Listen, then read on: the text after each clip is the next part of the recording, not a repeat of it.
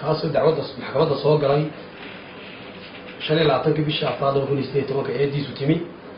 horena ciidanka booliska jamhuuriyadda Soomaaliya ma qabteen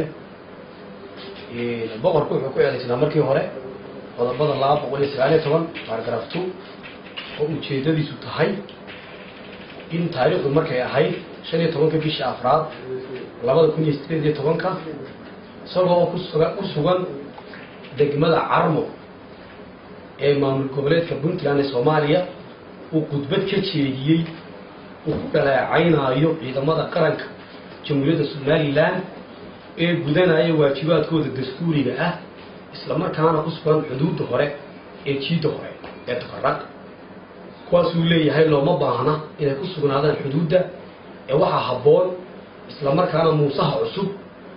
aan ugu baaqaynaa inuu ciidanka dib ula baxo eedda koowaad taasay ahayd eedda labaad waxay ahayd qodobka 328 taasoo ahayd inuu been ka sheegay shacabka jamhuuriyadda Soomaaliland madaxweynaha qaranka jamhuuriyadda Soomaaliland iyo madax dhaqameedka Soomaaliland oo dhan oo uu yiri inaan kelmadaha yiraahdo isla markaana aan tago Soomaaliya gaar ahaan Puntland waxa ii fasaxay madaxweynaha jamhuuriyadda Soomaaliland waxa kaloo ii fasaxay shacabka jamhuuriyadda Soomaaliland waxa kaloo ii fasaxay madax dhaqameedka dhammaan jamhuuriyadda Soomaaliland maxkamadda horteedana muu keenin warqadii fasaxaadda iyo codkii fasaxaadda iyo aftidii fasaxaadda midnaba ila shacabka jamhuuriyadda Soomaaliland aftiba wax ugu fasaxdo taana muu keenin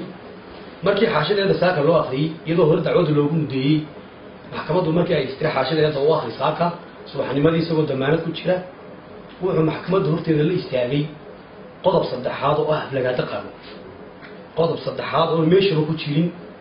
iyadoo marka horeba lala ciyaarayo oo loo taaglayo sida loo dhigaysan la eedisan isku raran ayuu qodob saddexaad meeshii ka dhaliyay isagoo si jees oo kibir ka muuqdo maadaama damaanad ku maqnaa u hadlaya oo yiri laamaha cadaalad iyo garsoorkuba wax cadaalad ma qaadayaan isla markaana waxaad jeebada ku sidataa xukun lagu soo qoray markii aan weydiiyay cid ay soo qortayna uu maxkamadda horteeda ka sheegay in uu og yahay xukunka inay jeebada ku sito marka waxay noqotay maadaama maxkamaddu furan tahay dadweynuhu dhan fadhiyaan maxkamaddu furan tahay isla laba gaarin in hadii la akhriyo in xafiiska xeerlaanta oo markaa diyaar ahaa ay maxkamaddu ku amarto inay isla qodobka ugu daraan eeda contempt of court maadaama jees iyo dhaleecayn maxkamadda horteeda la yimid sharcigeenu ka sareeyo isu qaatay isagoo sharci ka sareeyo uu isu qaatay damaanadna markii hore dibadda ugu joogay wax ka keenayaan taama garanayo isaga og marka waxa loogu daray qodobka 270 oo ah lagaada qaawin ku sameeyay garsoorka dhammaan bahal cadaalad jamhuuriyadda Soomaaliland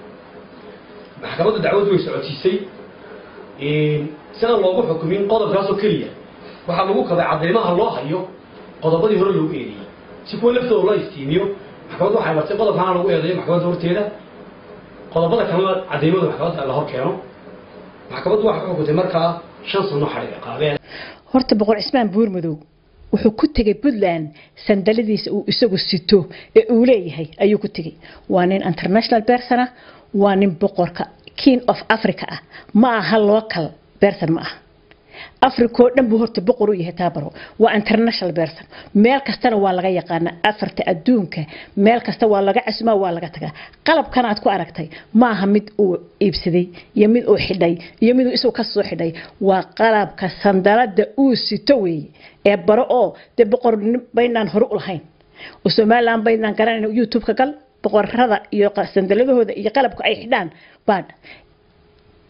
xishooda reer baad magaciisa sidataa shalay caaqilkii lahaa Soomaaliland baan ridaya ciidankaygana waan kala soo baxaya ragaygana ciidanka waan kala soo baxaya hal la dagaalamo ba maanta Buurmadow waxay ku xisaabeen nabadgelyo ku baaqay waybu nabadgelyo ugu baaqay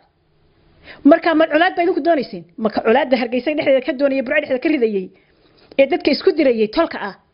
ayaa wanaagsan oo aan xariga geeyin oo kii nabadda ku baaqay ba xariga geeyay Buurmadow waajibkii isagu uu lahaa buu ka qatay shirka Buurmadow dawladdan isaga dhisay Muuse Bixi isaga dhisay ma nin waxa nin la xidho oo dawladdu dhisay lagu xidho dawladdu dhisay xidho